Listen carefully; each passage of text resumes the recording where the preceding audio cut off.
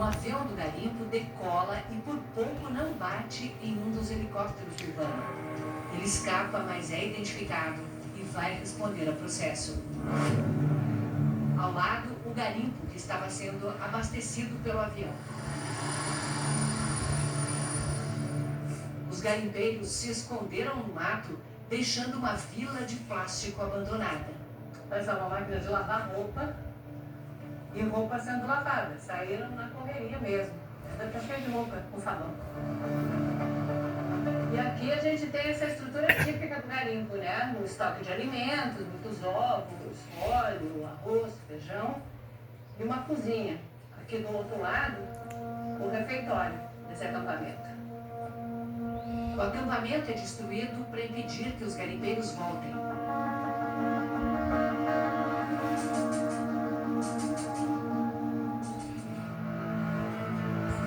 Os fiscais estão em busca das máquinas, que uma a uma vão sendo destruídas.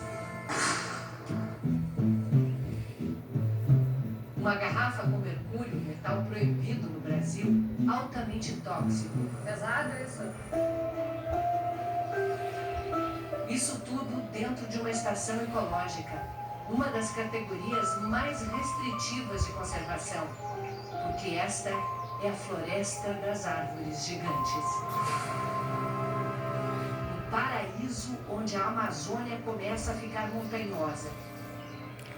Escarpas são cortadas por cachoeiras.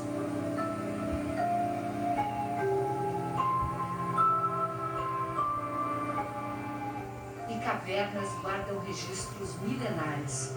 É um homenzinho com alguma coisa na mão, parece fazendo um ritual.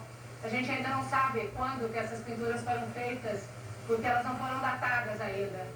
Mas certamente são de muito antes dos portugueses chegarem aqui no Brasil.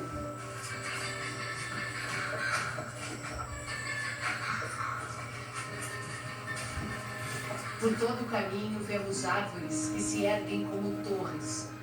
Aqui, todas as espécies crescem mais do que no resto da Amazônia. É uma área protegida por formações geológicas, por minas que protegem ela de alta incidência de raios e ventos. E também existe um fator do solo que é especial, talvez seja a formação geológica contribua para que os solos sejam ricos. A argila consegue reter mais água, é um solo bem drenado. A água permanece nos períodos de seca e as árvores continuam crescendo. Ainda tem uma ajuda que chega de longe. Deserto do Saara. O vento levanta a poeira fina, que é carregada por 5.000 quilômetros, até cair aqui, adubando o solo e ajudando a crescer uma das maiores árvores do planeta. Os angelins vermelhos, as catedrais da Amazônia.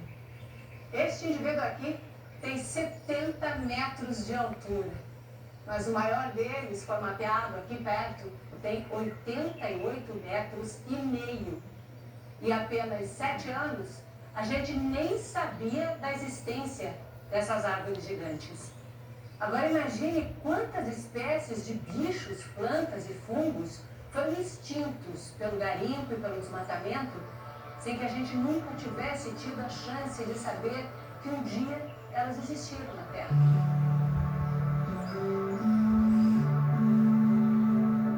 Acompanhe a subida, que parece interminável. A gigante abriga um universo de vida. Sua copa monta guarda acima da floresta.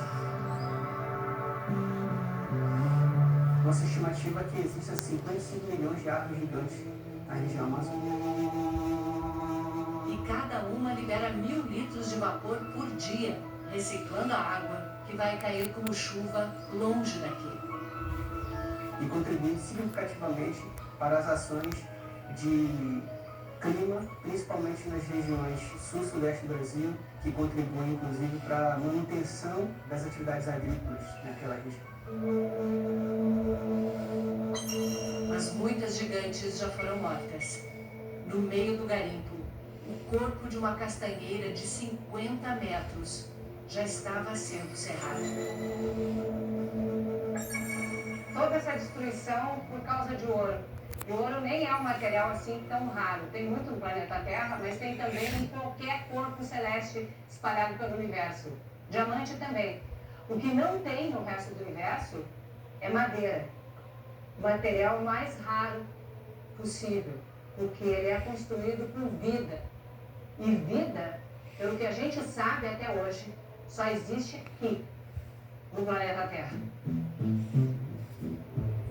Ao norte daqui, o garimpo está chegando àquele Angelim de 88 metros, o maior do Brasil. Garimpo, o início de um garimpo consolidado, garimpo. Daqui para cá, esse pontinho bem aqui, é uma das árvores mais altas da Amazônia. E qual é a distância aqui? A gente tem aproximadamente 1,5 km. 1,5 km não é nada. Se o ouro mostrar sinais de estar presente nessa direção, é nessa direção que esse garimpo vai expandir. César Diniz é especialista em imagens de satélite aplicadas à mineração. Em 8 meses, o garimpo passou de um pontinho no nordeste do parque para quilômetros de destruição. A operação que acompanhamos foi a 4ª do IBAMA no Jari este ano, com equipamentos destruídos do garimpo ou em comboios interceptados na entrada do parque. E mesmo assim, os fiscais seguiram rastros na selva e encontraram mais 8 escavadeiras, que foram destruídas. Em 3 anos, o IBAMA inutilizou 4 bilhões de reais em infraestrutura do garimpo no Brasil.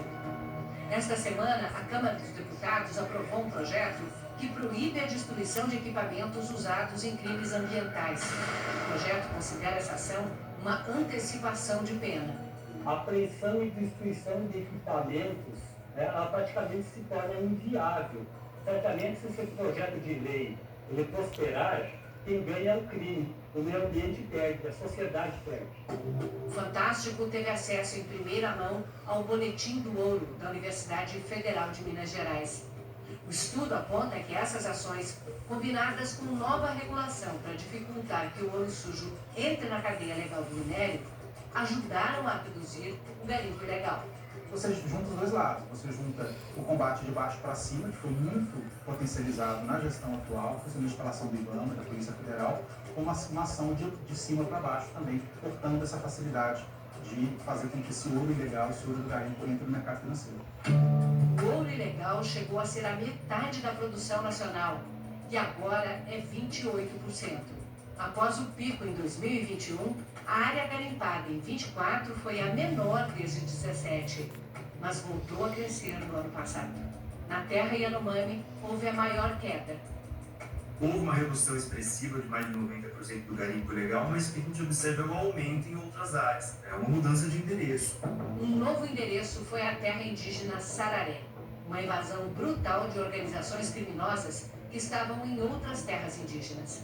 Esse trecho de garimpo aqui tem 10 quilômetros. Tudo que a gente vê hoje, nessa imagem, tem perto de 5 ou mais que 5 quilômetros lineares de garimpo, contínuo, um atrás do outro. E para fazer uma coisa nessa escala e dessa rapidez, tem que ter muito dinheiro. O garimpo na Amazônia, há muito tempo, ele não é mais de pequena escala e artesanal. Garimpar é caro. Garimpar na Amazônia é logisticamente ainda mais caro. E boa parte desse dinheiro hoje, de acordo com os levantamentos mais recentes, vem do tráfico de drogas. A Amazônia se tornou um local muito mais hostil, muito mais perigoso. As armas que a gente encontrava antes eram espingardas, né, armas de caça. Hoje já se encontram muito pistolas, né, e armas de maior calibre nos garimpos e no desmatamento, e nas atividades madeireiras, em todos os crimes ambientais. De acordo com o IBAMA, o crime organizado também se beneficia do preço recorde do ouro no mercado internacional.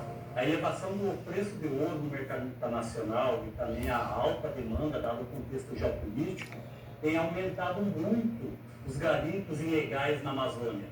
E por essa razão as facções criminosas têm atuado nos principais centros de exploração de ouro, mas também tentando atuar em outras áreas não exploradas anteriormente. Acaba valendo a pena eles investirem na compra e na aquisição de novas máquinas. Então, o aumento do preço do ouro, ele afeta diretamente a proteção da Amazônia no Brasil hoje. O fascínio humano por ouro é antigo. Há 4.000 anos, os andinos já produziam joias.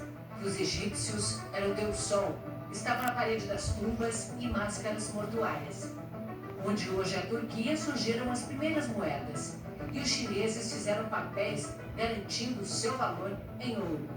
O conceito foi aprimorado em várias culturas e com o Império Britânico virou global.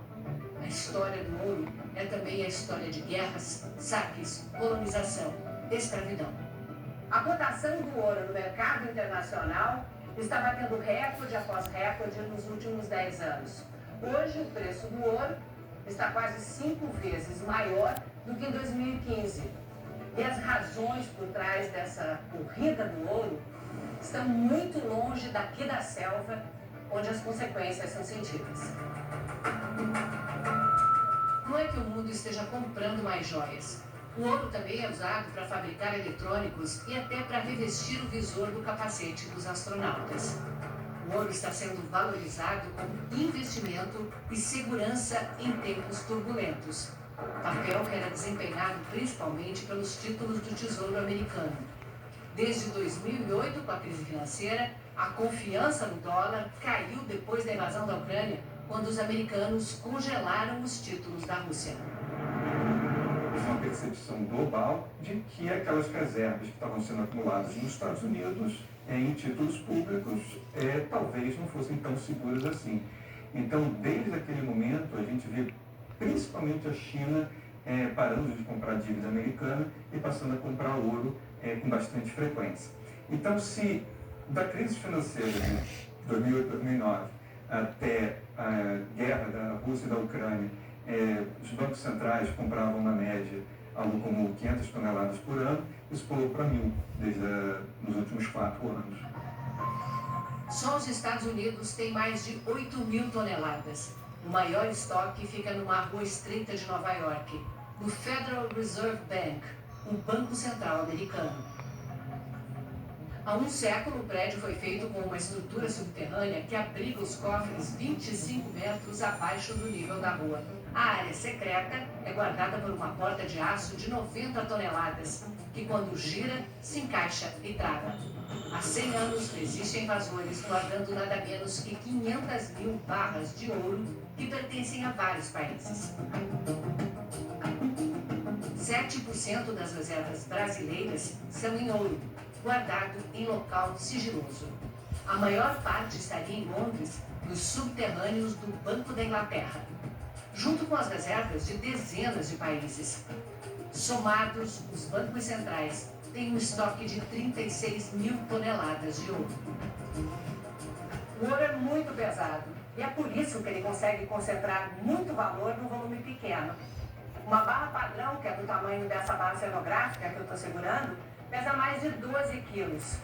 Aí, se juntarmos o ouro estocado por todos os bancos centrais do mundo, que é quase 1/4 de todo o ouro já minerado na história, dá um cubo de 12 metros de cada lado.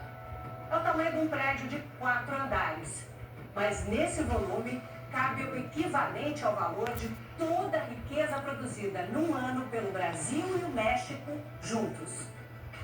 Semana passada, o IBAMA e a Polícia Federal voltaram aos garimpos do Jari. A gente considera que dentro da estação ecológica do Jari já foi neutralizada todas as frentes. Um ganho de tempo para vidas que precisam de muito tempo. Olha só que coisa mais linda. Isso é um bebê angelim. Só esperar 300 anos que vai virar um gigante também.